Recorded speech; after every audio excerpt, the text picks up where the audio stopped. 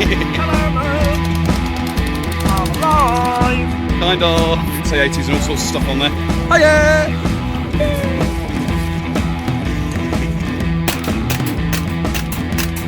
Full.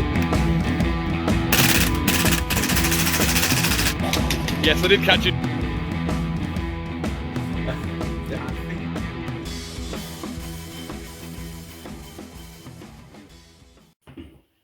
Hi everybody, welcome back to the Thin Brown Line Airsoft YouTube channel. I'm Mark, or Sherman. If you've been here before, you pretty much know what's going to crack off. If you've not, welcome. Thanks for coming. Grab some popcorn and laugh at some moron. Hello. Right, those of you who've probably seen some more of my stuff, if you remember a couple of weeks back, or last week, depending when I put the video up, me showing off that. Andy and Helen's Leon Kennedy P226 P-Virus Special Edition Dubry What's It?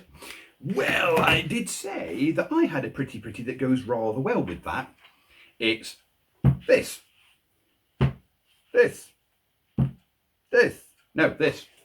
Aha. Some of you will recognise this straight away. It's actually my first Tokyo Marui. It is the Samurai Edge. It is the Samurai Edge Law Enforcement Use Only. No, not really. It's the Samurai Edge S.T.A.R.S edition M92 Beretta. Exactly the same as the one you can get in the game. It's the standard Raccoon Police Department S.T.A.R.S version Dubry What's It on its full polymer Tokyo Marui. Obviously all the internals are metal and rather nice. See, all metal and rather nice. And it's got very quick and easy to take down. It's a gas blow back. I've got no gas at the moment because I've run out now. But it's yeah, it's my first Tokyo Marui. I got it. Breaks yard. They're normally about £175 from roughly about that, between sort of 175 and 230 depending on where you go.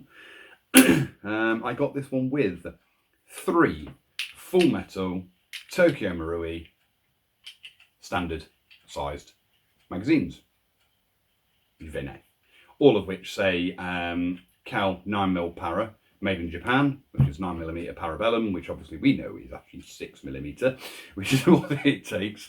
But I've had to do a bit of work on these magazines because they were all venting when I got them.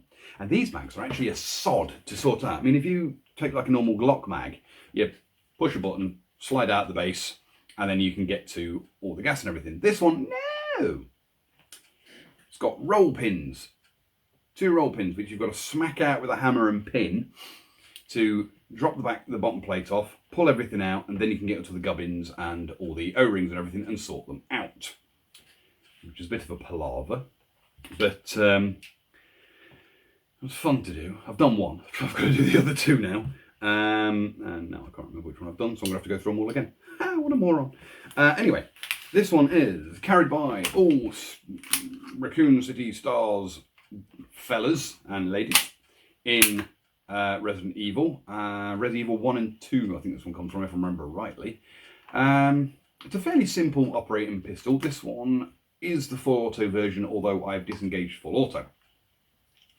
Actually, when I got it, single fire was disengaged, full auto was disengaged. It fired on 3-round burst, which was fun.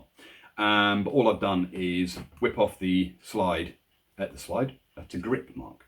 Whip off the grip and stick a new trigger sear in, which comes, that silver part there comes along here, up here, and then catches on there. So when the slide comes back, it recocks it. Doesn't just pull the hammer back, but I will show you. Let me show you. But, there we go. Don't know how well you're going to be able to see this. Let's stand up just in, screwdriver. Just in here, there's a little bit. So when that comes back, see it? It popped up and went back down again. That is it. In fact, actually, you can probably see it better like that. Sliding across here.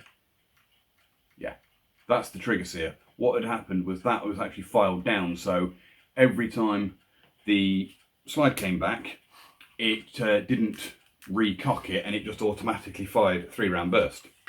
I don't know how it worked like that, but it did. But now it's back to semi-auto only. Yeah, I've had some fun with it. Like I say, it needed a bit of work because these mags were just venting. You'd manage to fire, what, 2, maybe 3 lots of 3-round bursts, then they'd just go, and that was it. But it's going to be fun. Excessive.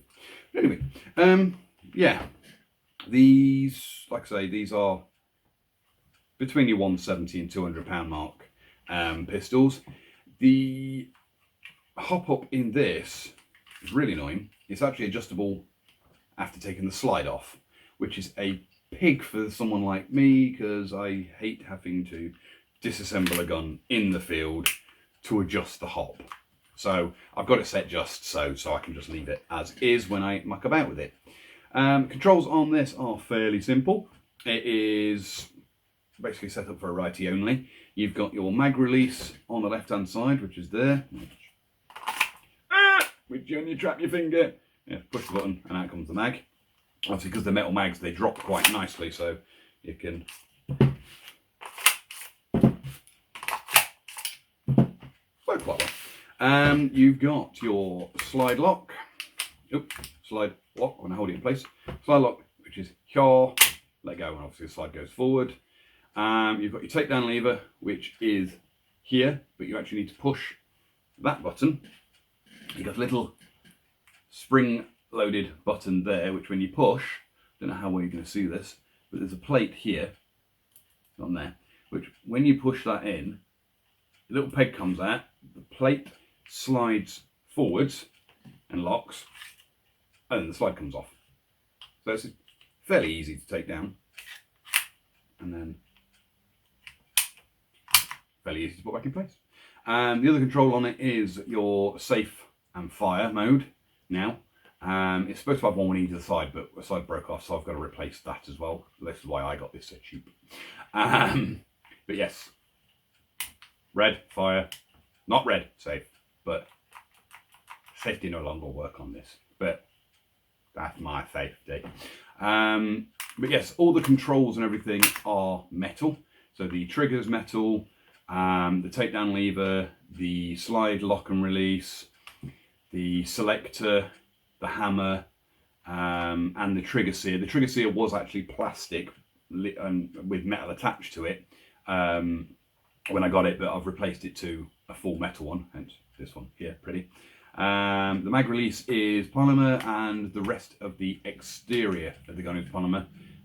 Even this outer barrel, which I think I'm probably going to change, because this outer barrel, although it looks funky, the paint and everything's started to wear off of it, so it doesn't look quite so good anymore. And yes, you may have noticed it's missing its sights, which I don't know whether I'm going to bother replacing yet or not, but if I want to replace them, they ain't expensive. But I can see, you know, I pointed in the rough direction of fire. But anyway, that is the Resident Evil Edition Tokyo Marui Samurai Edge RPD S.T.A.R.S Beretta M92. And yes, it has got the, which are rubbing off, but it's got the S.T.A.R.S Raccoon Police S.T.A.R.S emblem on both sides, and it's says Tokyo Marui Japan on it, and it's got a serial number. Other than that, not my great deal more I can say about it. Yes, if you like what you see, don't forget to like, share, subscribe, hit the bell icon so you are notified of new videos as I put them up. You can follow me on Instagram, Facebook, Twitter. All the links will be in the description below. I'll stick a link up for a couple of places that sell this as well. Pretty much nothing more I can say at the moment. There will be a bit more gameplay coming up, and there's more reviews coming up as well. The gameplay is just so much to go through. I keep saying that I'm going to put some up, but there's a lot to go through. Yeah, but for now, thanks for watching.